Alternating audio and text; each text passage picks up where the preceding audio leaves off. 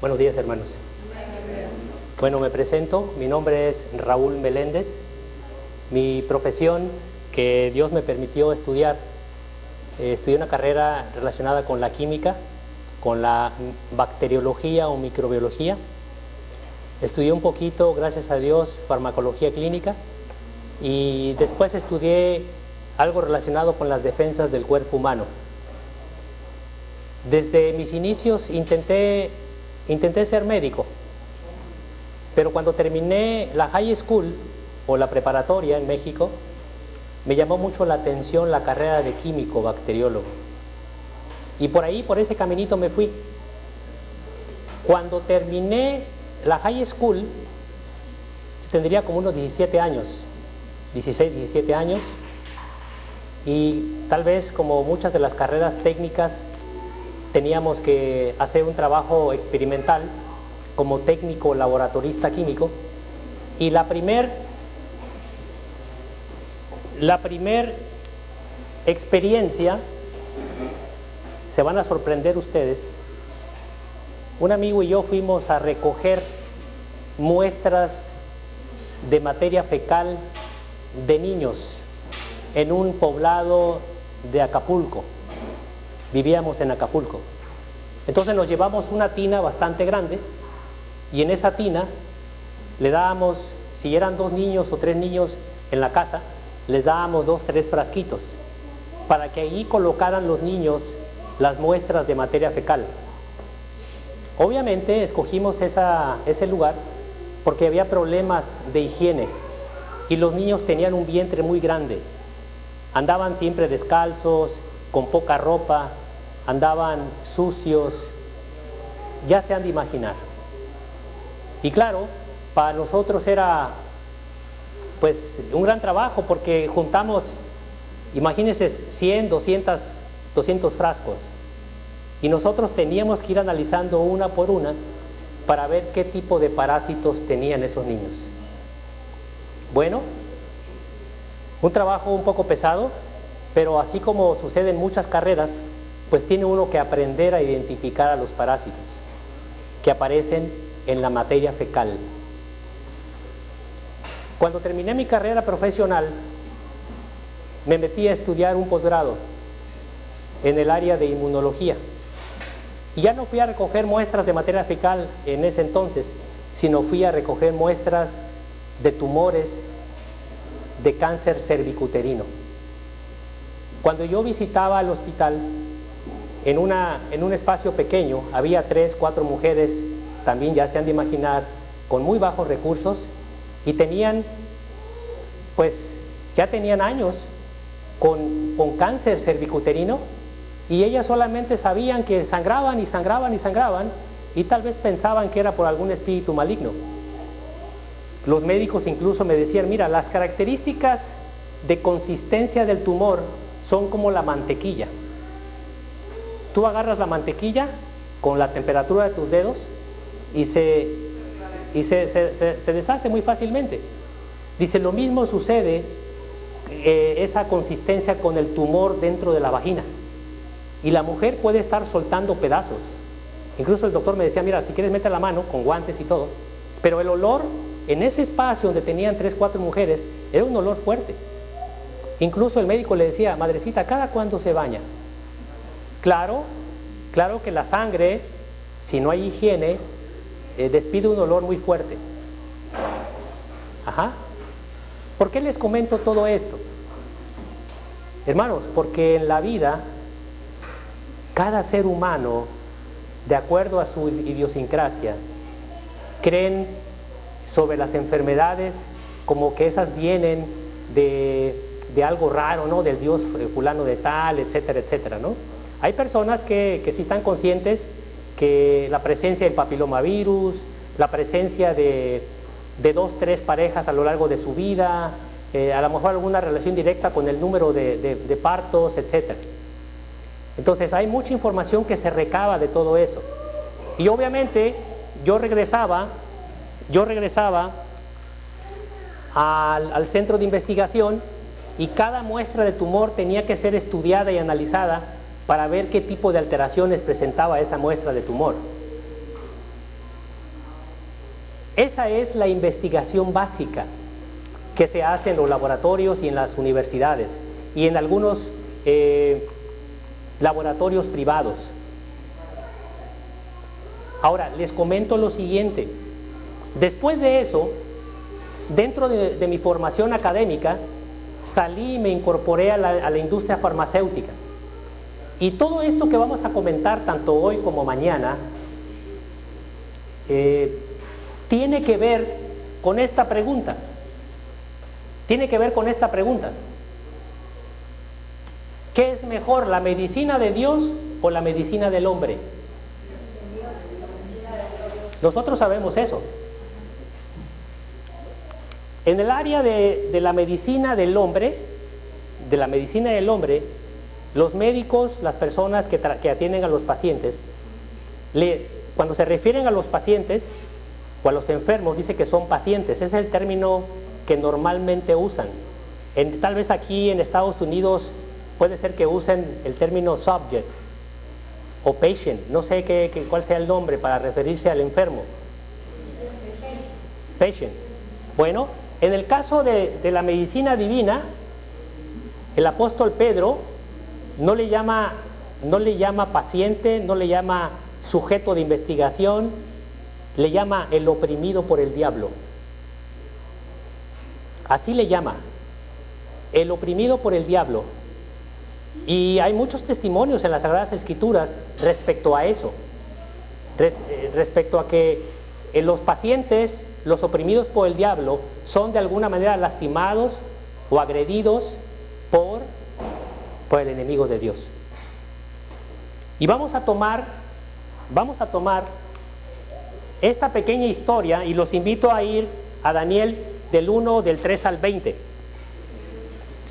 Me interesa, hermanos, me voy a adelantar un poquito, me interesa que a través de esta historia, que la vamos a seguir de alguna forma repitiendo por el esquema como Daniel propone que sean estudiados ellos. En el capítulo 1 de Daniel, ustedes recordarán, vamos a leer Daniel capítulo 1. Y dice así: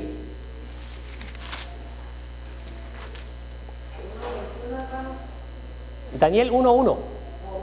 Sí, ahí está, Daniel 1, vamos a leer del 1 y hasta el 20. En el año tercero del reinado de Joacim, rey de Judá, vino Nabucodonosor, rey de Babilonia, a Jerusalén y la sitió. Me brinco al tercero. Y dijo el rey a Aspenaz, príncipe de sus eunucos, que trajese de los hijos de Israel, del linaje real de los príncipes. Fíjense, ¿a quiénes van a traer? Muchachos en quienes no hubiese tacha alguna, de buen parecer e instruidos en toda sabiduría, y sabios en ciencia y de buen entendimiento, e idóneos para estar en el palacio del rey, y que les enseñase las letras y la lengua de los caldeos. Es decir, esto que está aquí en pantalla, hermanos, que aparece en las Sagradas Escrituras, es uno de los estudios clínicos. ¿Por qué clínicos? Porque ahí participan seres humanos. Claro que aquí son de alguna forma voluntarios sanos. ¿De acuerdo? Y dice: y el rey le señaló una porción para cada día de la comida del rey y del vino que él bebía, y que los criase 3 años, para que al fin de ellos estuviesen delante del rey.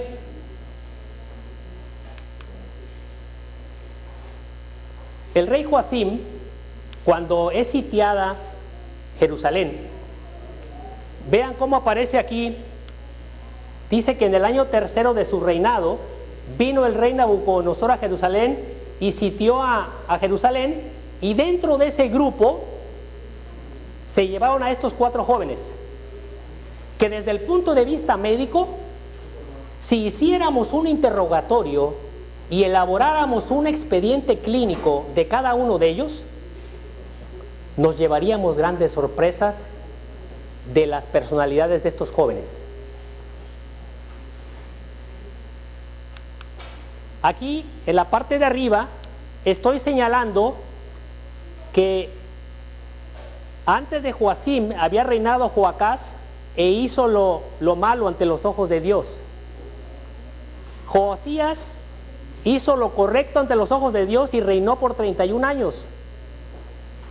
Ezequías hizo lo correcto ante los ojos de Dios por 29 años. Pero vean el rey Manasés, 55 años reinando y haciendo lo malo ante los ojos de Dios. El mismo Ezequías, durante su periodo de reinado, en Segunda de Reyes, capítulo 20, 17, 18, dice: he aquí vienen días en que todo lo que está en tu casa y todo lo que tus padres han atesorado hasta hoy será llevado a Babilonia sin quedar nada, dijo Jehová. Dice: y de tus hijos que saldrán de ti, que habrás engendrado, tomarán y serán eunucos en el palacio del rey de Babilonia. Es decir, durante el reinado de Ezequías ya había sido profetizado que los jóvenes hijos de estos hombres iban a ser llevados cautivos a Babilonia. Y ahí le tocó entonces a Daniel y a sus amigos. Dice: muchachos, dijo el rey Aspenaz, príncipe de sus eunucos, que trajese de los hijos de Israel del linaje real de los príncipes. Y aquí estoy señalando las características o los criterios de selección para esos oprimidos por el diablo. Ellos no estaban enfermos, pero para este estudio, para esta prueba, porque la Biblia dice que fue una prueba hecha por Daniel, porque así se dieron las circunstancias. Vean lo siguiente: durante este periodo de los 3 años de entrenamiento, antes de llegar a la casa del rey, ellos iban a ser enseñados del idioma caldeo. Es decir, de este extremo rojo para acá, se dio un periodo de selección de estos hombres, de estos sujetos. La Biblia solamente registra 4 de ellos, pero se entiende que hubo más de 4. ¿Por qué? Porque dice el rey, dice, todos iban a ser sometidos a esta dieta, a la dieta carnívora, más el vino. Y luego dice, el rey señaló la ración para cada día de la provisión de la comida del rey y del vino que él bebía.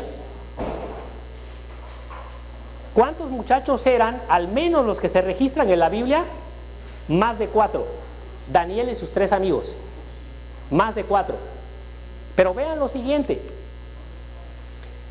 en Daniel 1:8 dice: propuso en su corazón no contaminarse con la porción de la comida del rey, ni con el vino. Daniel, siendo un joven, dice el libro de Urias Smith, ahí se relata que tal vez pudieran haber tenido alrededor de 17, 18 años esos jóvenes. Esos jóvenes no eran cualquier ejemplar, no eran cualquier persona, eran personas bien preparadas, bien estudiadas, eran personas que habían sido instruidas en la palabra de Dios. Por eso dice aquí, propuso en su corazón no contaminarse. Entonces, ¿cómo venía Daniel y sus amigos? Venían en un estado, vamos a decirlo así, en un proceso de santificación, ¿cierto? ¿Por qué? Como nosotros ahora estamos en un proceso de santificación, porque la santificación no se da como un evento, así, un solo evento en el momento que nos bautizan y ya soy santo para siempre. No, es un proceso de preparación. Entonces, luego viene algo interesante. Dice, en Daniel 1:9, dice: Dios puso a Daniel en gracia y en buena voluntad con el jefe de los eunucos. Esta leyenda que aparece aquí, hermanos, esa es una leyenda, un versículo que aplica para para todo ser humano, para todo oprimido por el diablo, para todo paciente que está luchando por hacer las cosas correctamente ante los ojos de Dios. Entonces, había un grupo de seres humanos, Daniel y sus amigos, al menos dice aquí Daniel, Dios puso a Daniel en gracia y en buena voluntad con el jefe. Es decir, le cayó bien Daniel a esta persona. Y entonces Daniel, siendo un cautivo, él propuso y el hombre lo aceptó.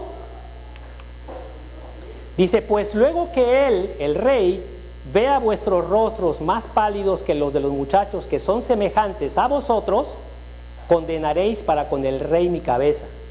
Es decir, esta persona tenía miedo, tenía temor que pues llegara a cometer algún error. Si el rey Nabucodonosor ya había definido la porción y los tipos de alimentos que iban a comer. Pero recordemos que los caldeos son una nación pagana. Estos hombres, esa nación, en esa nación se vivía mucha idolatría. Y los alimentos que se ofrecían a sus dioses, ellos terminaban comiéndolos. Y no sé si ustedes ubiquen bien dónde está Jerusalén y cómo en la parte hacia arriba, en el mapa, aparece esta nación de Babilonia.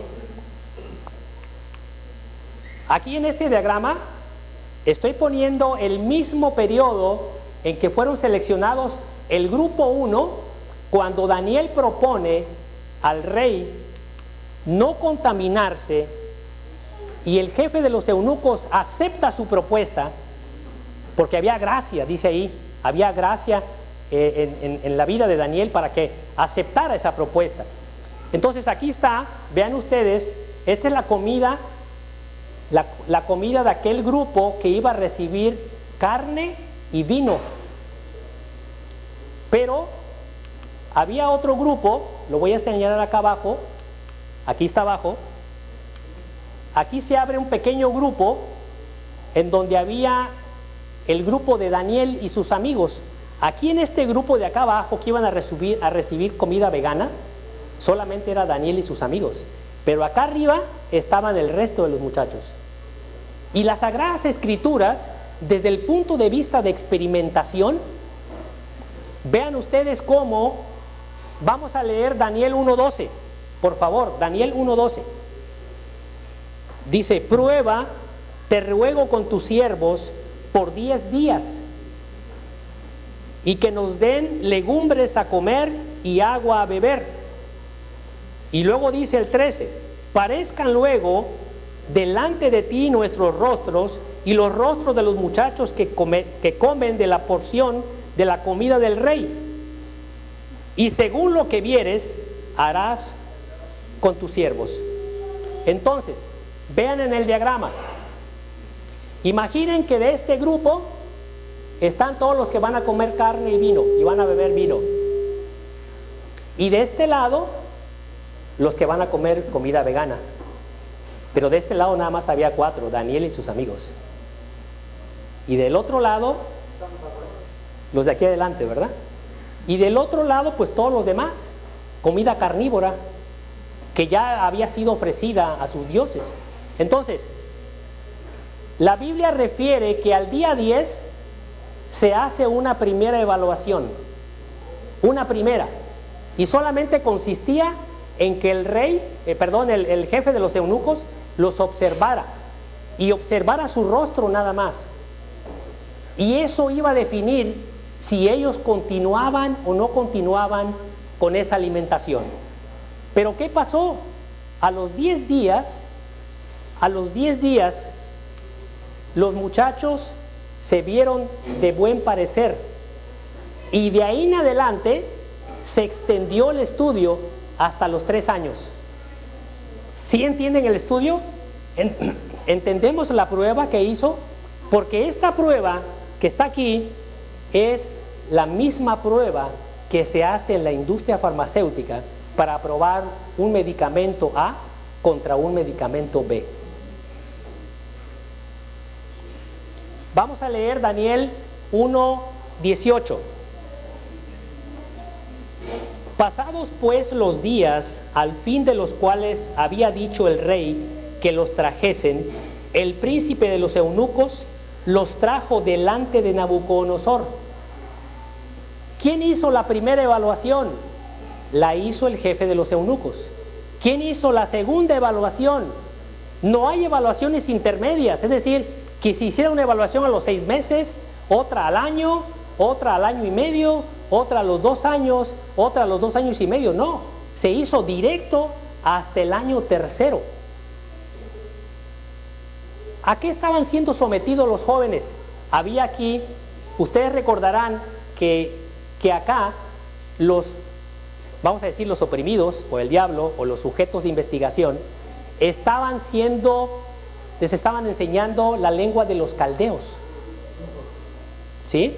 Entonces, parejo a todos, tanto a los pacientes o a los diríamos los voluntarios sanos, estaban siendo sometidos a este esquema de tratamiento nutricional, y al otro grupo una comida netamente vegana. Entonces, aquí en este periodo, aquí desde los 10 días hasta los 3 años, hay un periodo muy largo que en la ciencia médica, imaginen que a estos muchachos se les tomara sangre, de acuerdo a lo que se vive hoy. Es decir, a estos 4 voluntarios, a Daniel y a sus 3 amigos, se les tomaría sangre en diferentes periodos. Y al otro grupo que estaba comiendo carne, también se le iba a tomar sangre en diferentes periodos. Por ejemplo, obviamente aquí, antes de recibir la dieta, aquí en este punto, porque digamos, aquí en esta esquinita, en el diagrama que estoy dibujando, estoy poniendo el inicio del tratamiento. Se intuye que la dieta de Daniel y sus amigos era netamente vegana, ¿o ustedes creen que en ese momento se les ocurrió? Ya venían con una dieta vegana, ¿cierto?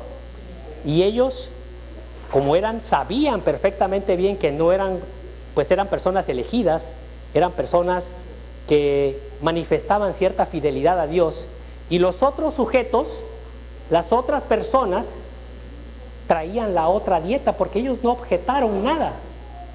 No objetaron nada, ellos lo que el rey decida. Y nosotros sabemos cuáles son las consecuencias hoy en día del consumo de la carne y del consumo del vino, y más si el vino está fermentado.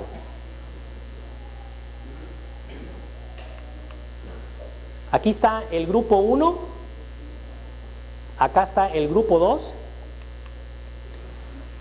Aquí en el libro de las profecías de Daniel, Urias Smith dice lo siguiente: la palabra hebrea seroim, que aquí se traduce por legumbres, lleva en su construcción la misma raíz que la palabra simiente, empleada en el relato de la creación, donde se menciona toda hierba que da semilla y también el fruto del árbol que da simiente.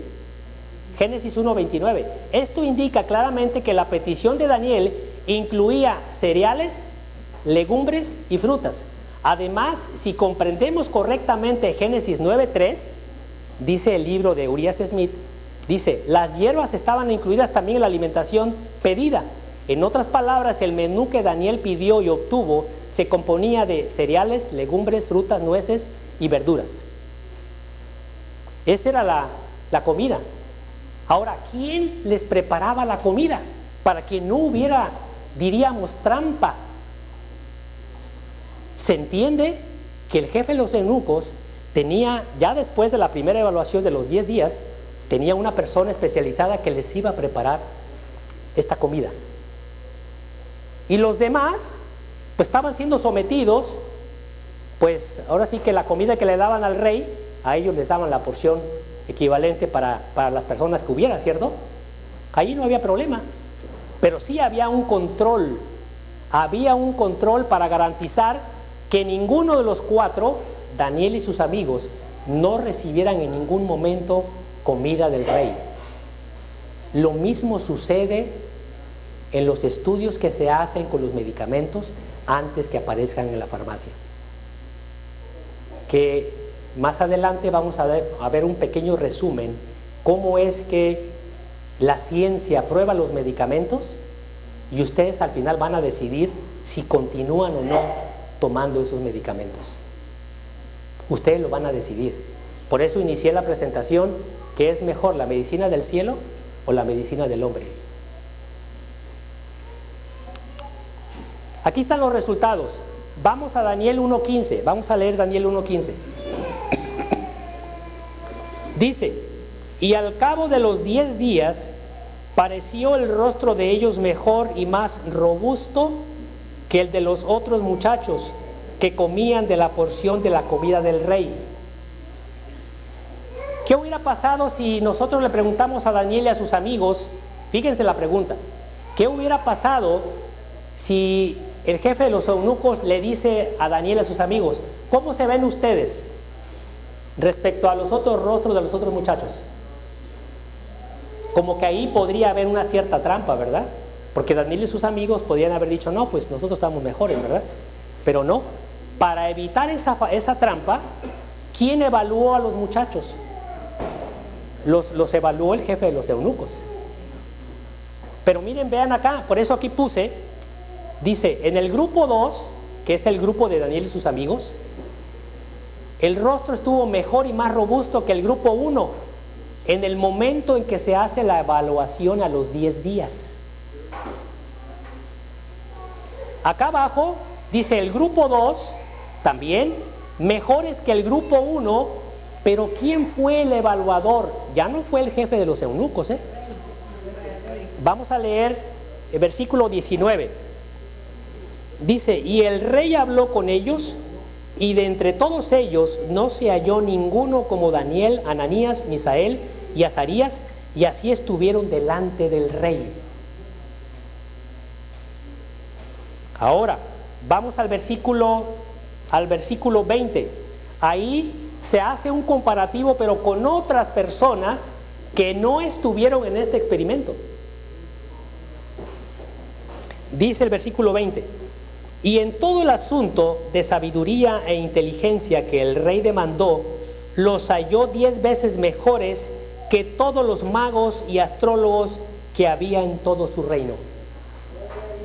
Es decir, que el rey Nabucodonosor, ya una vez que empezaron a trabajar en las actividades del día a día, el rey los encontró 10 veces mejores. No nada más que estos, dice ahí, que todos los magos que había en esa nación. Ahora, cuando se hacen estos estudios, o fuera de los estudios, en nuestra vida diaria, si nosotros intentamos ser fieles a Dios, vamos a encontrar sanidad, vamos a encontrar gracia delante de Dios, ¿cierto? Mucho se ha pronunciado tal vez en estos eventos, que en Levítico 26, donde aparecen las bendiciones y las maldiciones, igual que en Deuteronomio 28, ahí se ve una clara relación de la fidelidad con la sanidad. Y los que cometen permanentemente o viven en concupiscencia, se ve cómo está relacionada la maldad con la desobediencia, o la enfermedad con la desobediencia. Recuerden que la Biblia tenemos que irla estudiando de causa-efecto. Así tenemos que estudiarla, dice la sierva del Señor. Y Daniel, en este estudio, en esta prueba, no se sale de la manera como Dios opera con sus hijos. Aquí está el efecto. Muchas veces cuando la hermana Huay señala en sus libros que tenemos que estudiar nuestro cuerpo de causa-efecto, como que no entendemos cuál es la causa y cuál es el efecto. En este estudio, en esta prueba, en donde no se comparan medicamentos, sino se comparan esquemas nutricionales, uno es carnívoro y el otro vegano, claramente se demostró que el vegano, aquí está, el efecto de la comida vegana. ¿Cuál fue la causa? La causa fue o esta dieta o esta dieta. Cuando ustedes experimenten un masaje, o tal vez en su vida diaria ingieran un alimento en la calle y les da de inmediato una diarrea fulminante, ¿qué van a preguntarse ustedes? ¿Qué me hizo daño? ¿Dónde comí esto? Y muchas veces cuando el estómago recibe algo que no es apropiado, de inmediato empieza a haber ruidos en el estómago, y cuando está contaminado el alimento, de inmediato lo expulsa. De inmediato. Empieza a haber vómito, empieza a haber un poco de fiebre, etcétera, etcétera. Pero ¿cuál fue el efecto? La diarrea. ¿Qué lo causó? Bueno, la causa fue posiblemente el alimento contaminado que nosotros ingerimos. Lo mismo tenemos que hacer cuando nosotros estudiamos la Biblia. Cuando hay momentos en que nos sentimos tristes o nos sentimos preocupados, vamos a la Biblia y leemos un salmo. Leemos alguna cita, algún proverbio, etc. Y de repente, después de media hora o a veces después de 15, 20 minutos, nos damos cuenta de que nos sentimos diferente. Ese es el resultado, ese es el efecto. ¿Qué cosa originó que cambiara mi tristeza, mi sentimiento de llanto, de angustia, etcétera?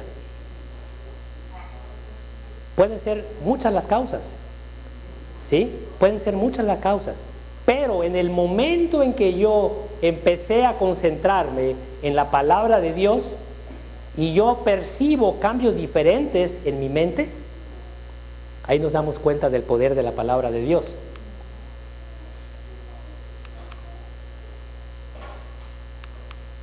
Bueno, esta es una sola parte, nada más el por qué decimos que la medicina divina, la medicina del cielo es mejor que la medicina del hombre. Más adelante vamos a continuar. Dice, porque la palabra de Dios es viva y eficaz, y más penetrante que toda espada de dos filos. Penetra hasta partir el alma y el espíritu, las coyunturas y los tuétanos. En esta primera parte, nos está diciendo cómo actúa en la química divina. Escuchen bien, cómo actúa la química divina al leer o al vivir en armonía con Dios. Vean lo que hace. Dice, es viva y es eficaz. O sea que si nosotros tomamos un medicamento de la farmacia, decimos, mira, este medicamento es muy efectivo o muy eficaz, porque me quitó así en cuestiones de segundo el dolor de cabeza, ¿verdad? Bueno, esta es la forma como actúa la palabra de Dios. Dice, y penetra, y más penetrante que toda espada de dos filos, penetra hasta partir el alma y el espíritu, las coyunturas y los tuétanos. ¿Qué cosas son las coyunturas? Recuerden que los huesos en nuestro sistema óseo están amarrados con ligamentos, están amarrados con tendones, y encima de eso ya empieza la parte muscular. Pero, ¿qué es esto que dice aquí? Los tuétanos. Lo que está dentro del hueso, ¿verdad? La médula. Los que son de México y tal vez algunas otras personas en otras naciones consumen la sopa de médula, ¿cierto? Que es una estructura rojita que está en el interior o en la parte central de los huesos largos. Allí es donde se forma la sangre. Toda la sangre que aparece en nuestro organismo, toda se produce allí en la médula ósea. Pero vean qué otra forma de actuar tiene la palabra. Y discierne los pensamientos y las intenciones del corazón. ¿Qué significa eso?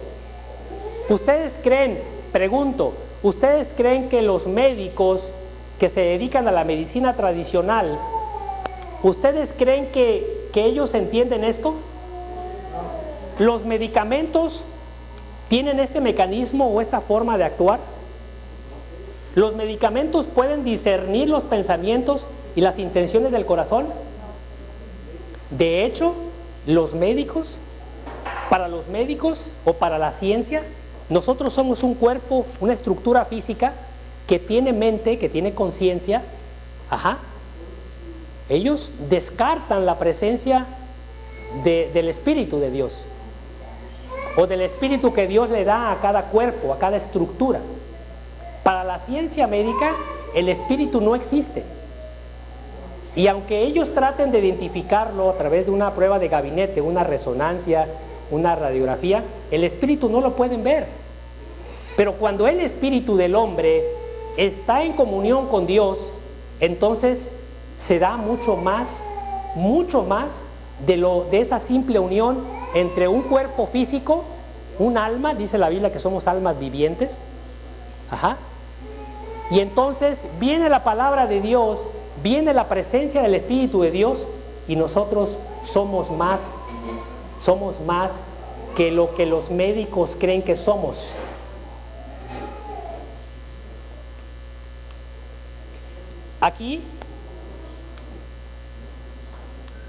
Aquí abajo estoy señalando esa parte que en la medicina tradicional se le llama fisiología, solo que los médicos le llaman fisiología médica, ¿sí? En el caso de los que estudian la fisiología en animales, le llaman fisiología veterinaria, ¿verdad? Pero en el caso del ser humano, la Biblia, en esa cita que vimos, dice que la palabra discierne los pensamientos. Y a través de la palabra nosotros podemos darnos cuenta cuáles son los errores en los que hemos caído. De hecho, dice Juan el Bautista que cuando él por primera vez vio a Jesús, aunque se llevaban 6 meses de diferencia en edad, dice ahí la hermana White que cuando Juan el Bautista ve a Jesús,